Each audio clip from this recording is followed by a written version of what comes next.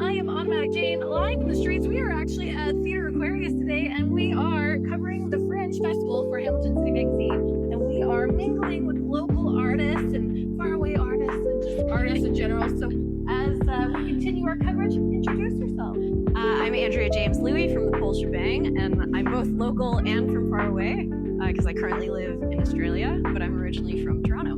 So why come to a Hamilton Fringe Festival? So the Canadian Fringe Festivals are amazing in that they're lottery-based, and so anybody can get in.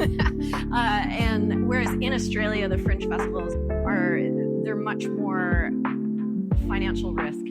Actually, when it comes down to it, it's financial risk is the big difference. So it was actually more safe for me to come back home to Canada, and because I'm still in Ontario, I have friends in Toronto who can help me out with the show. But my next Fringe is in Vancouver, where luckily my sister is over there, so I have help over there as well. But the next big leap is going to be for me to start doing Australian Fringes, and then maybe one day Edinburgh. Who knows?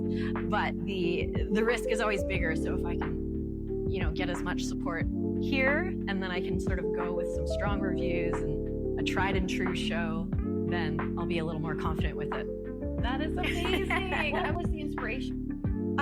This show is really a reflection of what my experience in the pole community has actually been like. So the music that I use and the costumes that I use in the show are from my actual career as a competitive pole dancer and as a professional pole dancer. And like I say in the show, especially the Australian pole community is they're like the rock stars. So worldwide, Australia is like the mecca of pole dancing. And so when I rocked up and I wanted to do anime cartoons and be all tomboyish, I was very left of center, and I didn't know if anyone was gonna understand what I was doing or why I was doing it.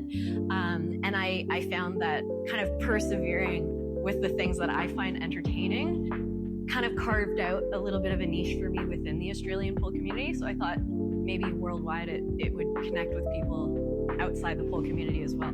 The misconception is that pole dancers don't want to be associated with the stripper community, but when you start to delve deeper into the history of pole dance and respecting the roots of pole dance, we do want to be associated with the stripping community and even the sex work community, because that's where we came from.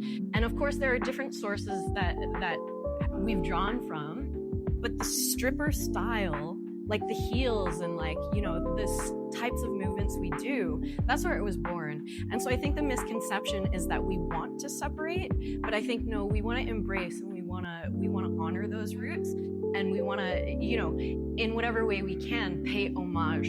And so even though I'm dancing around like a cartoon, I still want to make it very clear how much respect I have for where pole dancing as we know it came from.